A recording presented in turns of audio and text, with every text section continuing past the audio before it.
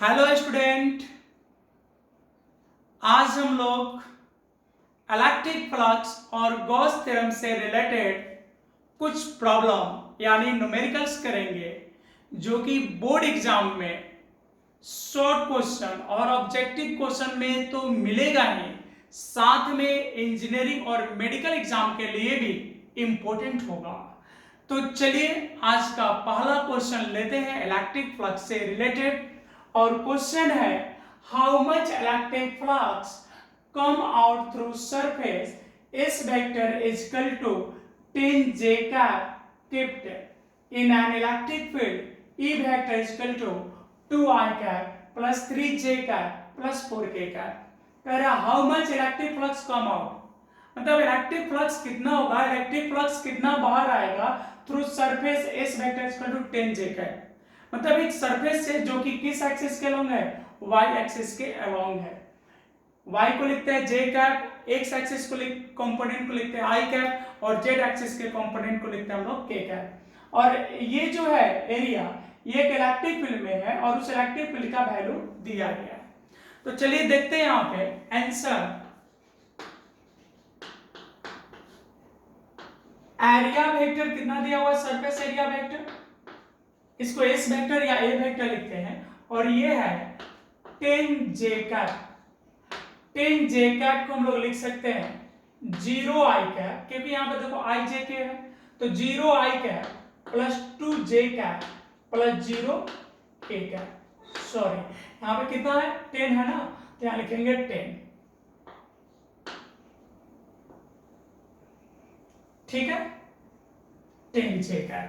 अब देखते हैं ई वेक्टर का मान कितना है, तो ई वेक्टर इक्वल टू है, बोलिए ई वेक्टर का वैल्यू कितना है, ई वेक्टर का वैल्यू है 2 i cap plus 3 j cap और प्लस 4 k कैप।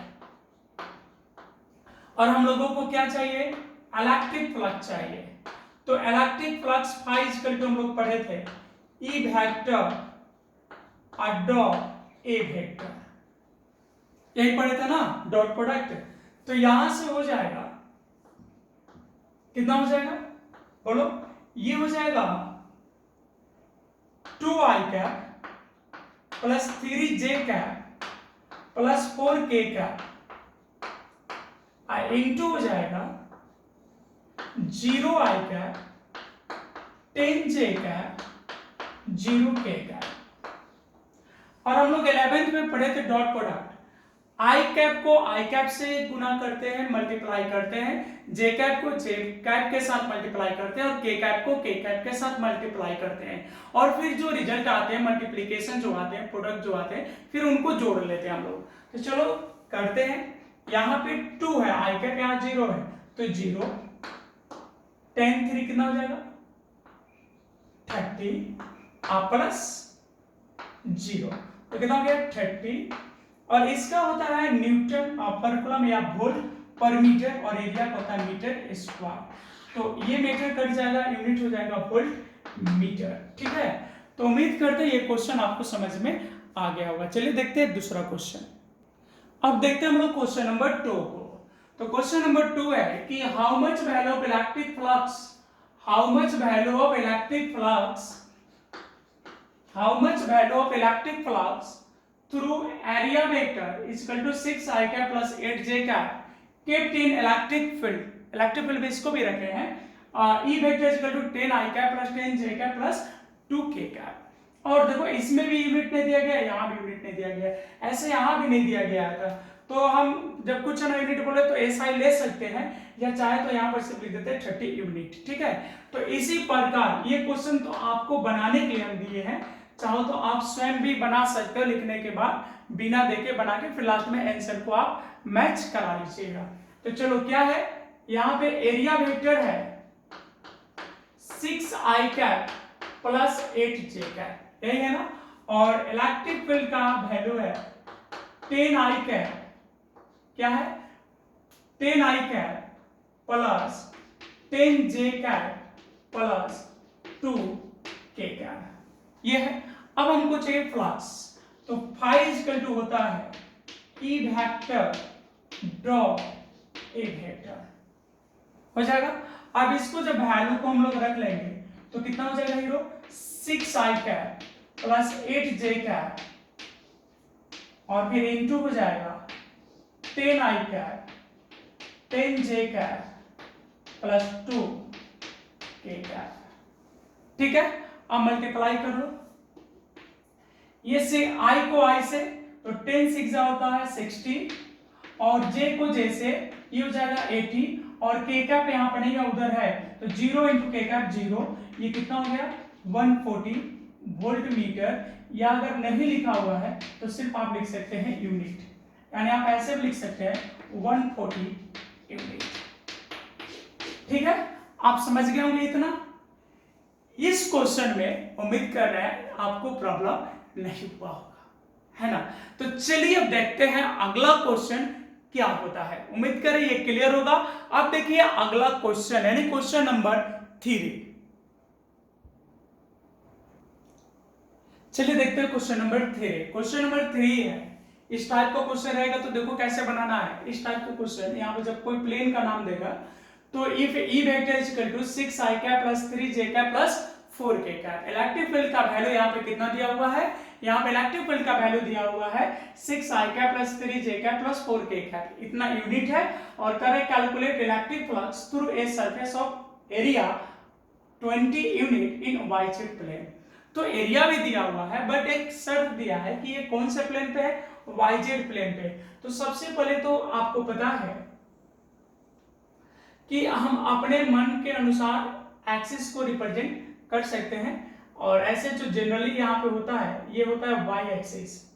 जनरली कौन सा एक्सिस होता है, y, और ये होता है आपका x, और फिर ये होता है z, यही होता है ना। तो कह रहा है कि ये जो एरिया है यहाँ पे इलेक्ट्रिक फ्लक्स निकलना आपको through a surface of area 20 unit in yz plane. तो ये जो एरिया है ना ये yz प्लेन में दिया हुआ है, ऐसे ये ऐसे दिया हुआ, समझ गए। इस प्रकार से आपको एरिया दिया हुआ है, इस प्रकार से एरिया दिया हुआ है। ठीक है, इस प्रकार से एरिया है और ये कौन सा एरिया कहलाएगा, ये yz प्लेन कहलाएगा, y और z। तो यहां पे कुछ डाटा दिया उसको लिख लेते हैं। गिवन इलेक्ट्रिक फील्ड इंटेंसिटी दिया हुआ है, कितना दिया है 6i cap plus 3j cap plus 4k cap. ठीक है, और जो एरिया दिया है, एरिया दिया है 20 यूनिट। तो ये 20 यूनिट है, तो हमको तो चाहिए यहाँ पे वेक्टर फॉर्म, ये तो मैग्नीट्यूड है, यानी ये जो टोटल यहां से ये जो टोटल ये पार्ट है, ये वाला पार्ट, इसका एरिया है 20 यूनिट। लेकिन हमको तो चाहिए यहाँ एरिया वेक्टर, तो एरिया वेक्टर सरफेस पे क्या होता है, परपेंडिकुलर। तो इसका जो परपेंडिकुलर होगा वह इधर होगा। अगर yz प्लेन है तो yz प्लेन पे परपेंडिकुलर कौन होता है, x, तो यही एरिया वेक्टर होगा। तो ये जो 20 यूनिट दिया गया है ये इसका मैग्नीट्यूड है, लेकिन डायरेक्शन किधर होगा, तो डायरेक्शन हो गया along x, direction along x हो गया। तो यहाँ क्या लिखते हैं, आई कैन। समझ गए, यही कॉन्सेप्ट था और कुछ नहीं था। अब आपको यहाँ पे निकालना है इलेक्ट्रिक फ्लक्स। तो इलेक्ट्रिक फ्लक्स निकालोगे तो ये हो जाएगा 6i cap plus 3j cap plus 4k cap dot 20i cap. समझ गए ना, ये क्यों लिख दिए, ये इसलिए लिख दिया। फाई बराबर क्या होता है, देखो फाई बराबर होता है ना ई vector dot A vector, E vector dot A vector. तो एक बार ई का वैल्यू रख दिया डॉट ए, तो कैसे मल्टीप्लाई करते हैं, आई को आई के साथ, तो कितना हो जाएगा 6 इंटू 20, तो हो जाएगा 120 आई कैप, और जे कैप के कैप नहीं है तो इतना जीरो हो जाएगा, तो ये हो जाएगा 120 वोल्ट मीटर। बहुत लोग यहाँ पे मिस्टेक पता है क्या करते हैं, जे भी yz प्लेन देता है तो 20 को तोड़ देते हैं और 20 को रिजल्व कीजिएगा किस में, yj है, तो 100 y और z मतलब जे और के कैप का कंपोनेंट मिल जाएगा 10√2 10√2। तो वैसे लोग सॉल्व करने की कोशिश करते हैं, जो कि आपका प्रोसेस गलत होगा। तो समझ गए। तो चलिए एक इस टाइप का एक क्वेश्चन और देख लेते हैं। चलिए चौथा क्वेश्चन जो हम लिए वो सिमिलर क्वेश्चन लिए इसके जैसा। इससे क्या होगा कि आपको प्रैक्टिस हो जाएगा। तो चलिए आप देखते हैं आंसर। कुछ दिया है या इलेक्ट्रिक फील्ड का वैल्यू दिया है। इलेक्ट्रिक फील्ड इक्वल टू है 8I cap plus 4J cap minus 6K cap, इतना इलेक्ट्रिक फील्ड दिया है। और यहाँ पे एरिया वेक्टर दिया है कितना 40। अब आप ही बताओ, इस बार एक्स जेड प्लेन है, एक्स जेड प्लेन है। तो एक्स जेड प्लेन है, कौन सा प्लेन है एक्स जेड। तो यहाँ क्या हो जाएगा आई कैप जे कैप या के कैप, आप सोच के बोलो। तो देखो हम बना लेते हैं, प्लेन को बना लेते हैं। ये आपका था y, ये हो जाएगा x और ये है z, ठीक है। ये है आपका z, ये है z। तो इस बार जो सरफेस है ना वो एक्स जेड पे है। कैसे सरफेस पे है, एक्स जेड सरफेस पे ये। और इसका वैल्यू दिया आपको कितना है 40 यूनिट, 40 यूनिट है ना। तो कहने का मतलब जब इसका आप एरिया निकालोगे, इसका एरिया निकालोगे, जब इसका एरिया निकालोगे तो इसका एरिया किधर जाएगा, तो इसका एरिया जाएगा इसके सरफेस पे परपेंडिकुलर। तो एक्स जेड का परपेंडिकुलर कौन होता है y। तो यहाँ क्या हो जाएगा j का, समझ गए। तो अब तो आप बना सकते हो। तो यहाँ पे फ्लक्स का वैल्यू हो जाएगा, सिंस फाई इक्वल टू होता है E vector dot A vector. तो क्या हो जाएगा फाई इक्वल टू E का वैल्यू है 8I cap plus 4J cap minus 6K cap, ठीक है। और फिर इंटू हो जाएगा 40J कैप। तो j को j से मल्टीप्लाई करेंगे, i को i से, k को k। तो ना i है इसमें ना k है, तो ये तो होगा नहीं। तो सिर्फ j को j से कर दो। तो 44 जब होता है 160, कितना होता है 160 वोल्ट मीटर। तो ये आपका यहां तक क्लियर हो गया। अब देखते हैं दूसरे टाइप का क्वेश्चन। और चलिए अब देखते हैं क्वेश्चन नंबर 5 और 6।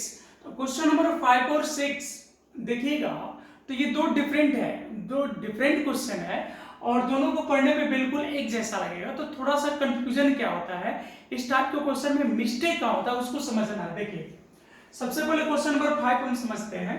क्वेश्चन नंबर 5 कह रहा है कि square frame of edge, edge मतलब side 10 centimetre is kept in electric field. मतलब एक स्क्वायर शेप है और स्क्वायर शेप का फ्रेम है जिसका साइड कितना है 10 सेंटीमीटर। मतलब इसकी साइड कितनी है 10 सेंटीमीटर, साइड है 10 सेंटीमीटर मतलब 0.1 मीटर।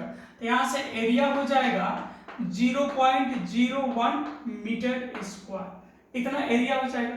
और कह रहा है कि केप्ट इन इलेक्ट्रिक फील्ड, इसको इलेक्ट्रिक फील्ड में रखा गया। और स्ट्रेंथ मतलब जो इलेक्ट्रिक फील्ड है उसकी इंटेंसिटी दिया हुआ है कितना 40 वोल्ट पर मीटर। यानी जो यहाँ पे है इसकी इंटेंसिटी है 40 वोल्ट पर मीटर।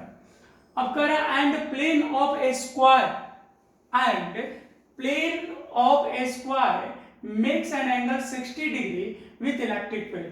तो कह रहा है कि जो स्क्वायर का प्लेन है, स्क्वायर का प्लेन जो है इलेक्ट्रिक फील्ड से कितना एंगल बनाता है 60 डिग्री। तो आपको इलेक्ट्रिक फ्लक्स निकालना है। तो जो प्लेन है, जो प्लेन है स्क्वायर का, जैसे मान लो ये स्क्वायर हुआ, ये क्या हुआ सपोर्टेड, ये स्क्वायर हुआ,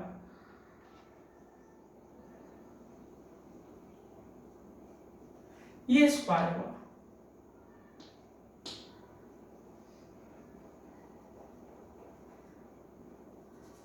तो ये जो स्क्वायर है ये इसका बीच का पार्ट हो गया, ये बीच का पार्ट हो गया।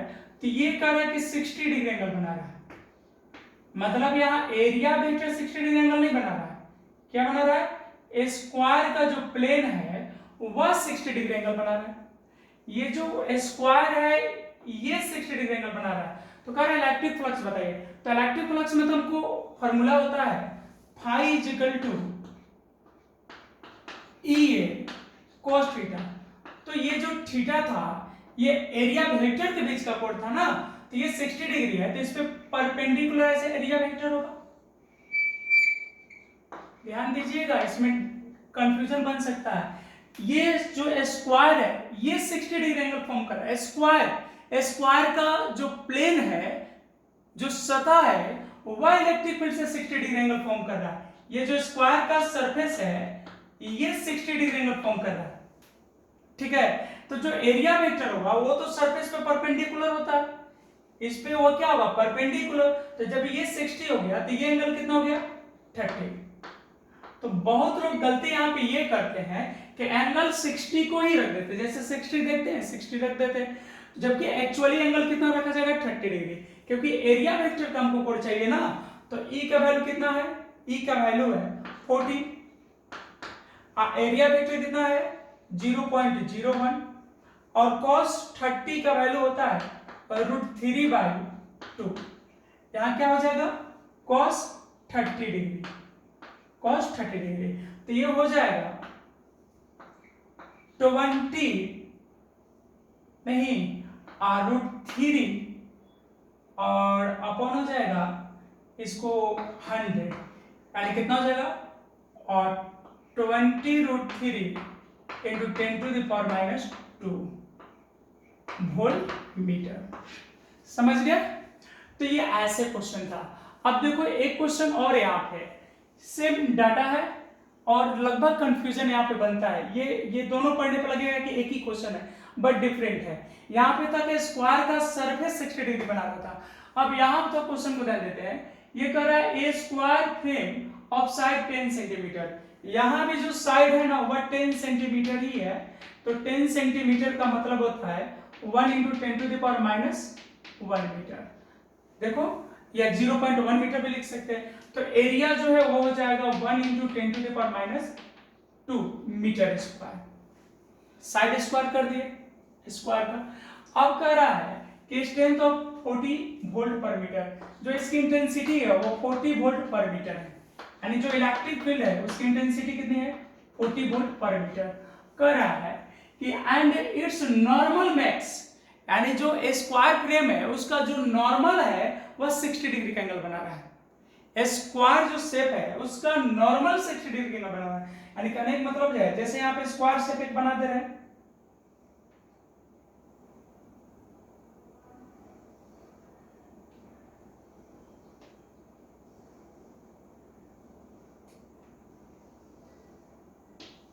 ठीक है। मान लो ये हो गया, ये एक स्क्वायर शेप हो गया। तो कह रहा है कि इसका जो नॉर्मल है, ये स्क्वायर शेप पे जो ये नॉर्मल है एरिया वेक्टर, ये 60 डिग्री बना रहा है। इस बार देखो क्वेश्चन बदल गया। कह रहा है कि जो नॉर्मल है वो 60 डिग्री बना रहा है एंगल, यानी ये 60 है। और यहां क्या था कि प्लेन स्क्वायर जो था, प्लेन ऑफ स्क्वायर, स्क्वायर का प्लेन 60 डिग्री बना रहता है। यहां क्या है, इसका नॉर्मल बना रहा है। तो ये जो एंगल है ना, ये जो एंगल है अब ये कितना हो गया, 30। तो हमको तो एरिया वेक्टर का एंगल चाहिए, तो यहाँ एरिया वेक्टर का एंगल कितना है, 60 डिग्री। और यहाँ एरिया वेक्टर का एंगल कितना हो रहा था, यहाँ एरिया वेक्टर कितना हो रहा था, 30 डिग्री। यहाँ एरिया वेक्टर हो रहा था 30 डिग्री और यहाँ हो गया 60 डिग्री। क्यों हुआ, समझ में आया? क्योंकि यहाँ देखो स्क्वायर प्लेन 60 डिग्री किया था। यहाँ क्या है कि स्क्वायर प्लेन का परपेंडिकुलर जो नॉर्मल है वह 60 डिग्री फॉर्म किया है। तो बात समझ में आई? तो इसमें अक्सर कंफ्यूजन बन जाता है, तो अब ऐसा कंफ्यूजन आपका नहीं बनना चाहिए। तो यहां पर हो जाएगा phi = EA cos 60 degree. E का वैल्यू बोलो 40, A का वैल्यू कितना हो जाएगा 1 × 10⁻², और cos 60 का वैल्यू हो जाएगा 1/2। तो कितना हो गया 20 × 10⁻² वोल्ट मीटर। ठीक है, तो ये हो गया। तो ये दोनों क्वेश्चन को बहुत सावधानी से आपको समझना है। ठीक है, चलिए अगला क्वेश्चन देखते हैं। और चलिए अब देखते हैं क्वेश्चन नंबर 7। क्या देखते हैं, क्वेश्चन नंबर 7। उम्मीद करें आप अभी तक 6 क्वेश्चन पढ़ चुके हैं और 6 क्वेश्चन आपको समझ में आया होगा। क्या समझ में आया या नहीं आया? नहीं आया? कोई प्रॉब्लम है?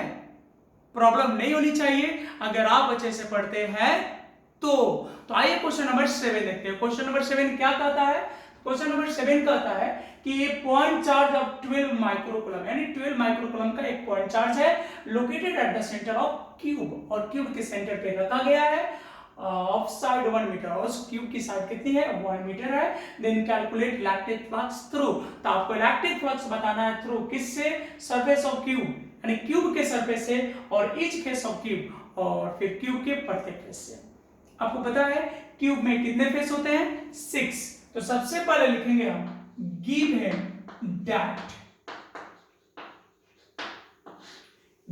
दैट मतलब दिया गया है। क्या दिया गया है? तो पॉइंट चार्ज दिया गया। पॉइंट चार्ज कितना है?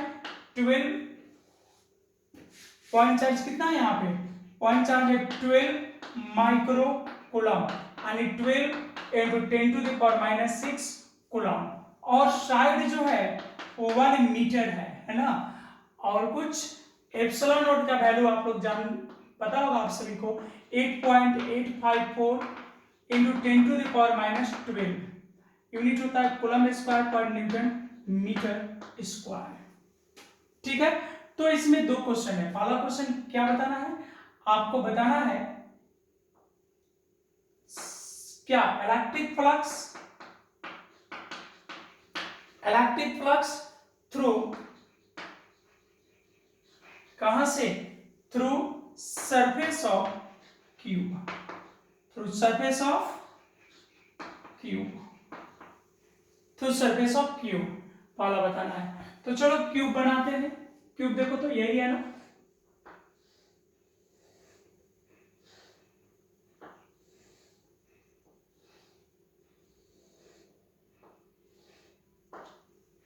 यही क्यूब है ना।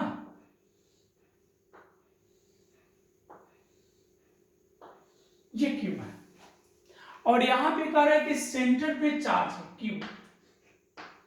ठीक है, तो पहली चार्ज की गॉस थ्योरम के अनुसार हम लोग पढ़े थे कि चार्ज कहां है उसके लोकेशन पे इलेक्ट्रिक फ्लक्स डिपेंड नहीं करता है अकॉर्डिंग टू गॉस थ्योरम।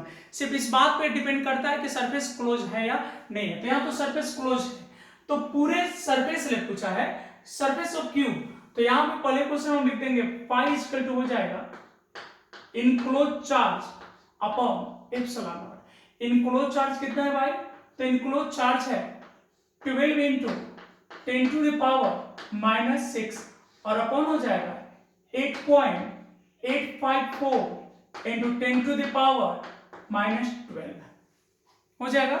जब आप लिख सकते हैं फाइव इक्वल टू 12 में 8.854 से हम लोग डिवाइड करेंगे तो क्या होगा? मोबाइल से कैलकुलेट करके या जिस तरह से आप कैलकुलेट करके देख लो, आप बताओ इसका वैल्यू। ऐसा हम लिख दे रहे हैं, आप चेक कर लीजिएगा 1.3553, और भी इसके बाद डिजिट आएगा तो इतना हम लिखते हैं, और इंटू 10 टू द पावर हो जाएगा 6। 10 टू द पावर कितना हो जाएगा? 6 हो जाएगा ना। तो इसी को लिख सकते हैं 5 इक्वल टू, ये दो डिजिट हटा भी दे तो 1.36, राउंड ऑफ, राउंडिंग को बताए थे ना, this value is 5 and previous digit is odd number, then 1 is added. तो एक ऐड कर देंगे तो 36 into 10 to the power 6 unit हम वोल्ट मीटर भी लिख सकते हैं, या आप चाहो तो लिख सकते हैं न्यूटन मीटर स्क्वायर पर कूलम स्क्वायर भी लिख सकते हैं। ऐसा हम यहाँ लिख दे रहे हैं वोल्ट मीटर। कोई प्रॉब्लम है? ये समझ रहे हैं ना, फाई बराबर होता है ई cos थीटा, ई का होता है वोल्ट पर मीटर और एरिया का होता है मीटर स्क्वायर, तो यहाँ से हो गया वोल्ट मीटर। तो समझ रहे हैं। और दूसरा क्वेश्चन क्या निकलना है? इसमें दूसरा क्वेश्चन निकालना है ईच फेस ऑफ क्यूब। तो देखो फेस कितने होते हैं क्यूब में? तो 6 फेस होते हैं। देखो कैसे, एक फेस हो गया 1 2 3 4, ये देख रहे हैं ना 4, ये 1, ये 2 और ये 3। तो 1 2 3 4 आपको दिख रहा है, और एक होगा बाहर की ओर और एक होगा पीछे अंदर की ओर। तो कुल कितने होते हैं? 6 फेस। तो 6 फेस के कारण इतना हुआ है, और हमको चाहिए एक फेस के कारण, ईच फेस ऑफ क्यूब, तो एक फेस के कारण चाहिए। तो हम यहां पर लिख दे रहे हैं electric flux through each face. अब प्रत्येक फेस के कारण, तो जब 6 फेस की वजह से इतना है तो एक फेस के कारण छठा भाग होगा, because electric flux is a scalar quantity, so obey simple algebraic law. तो सिंपल अलजेब्रा को फॉलो करेगा, तो यहां से 5/6, ठीक है। तो 5 निकाल चुके हैं, या आप ऐसे भी लिख सकते थे Q, अब 5 का मान होता है Q/ε0, यहाँ पे 6, तो Q/ε0 को हम लोग सॉल्व कर चुके हैं। कितना वैल्यू आया है 1.36 into 10⁶ अपॉन हो जाएगा 6।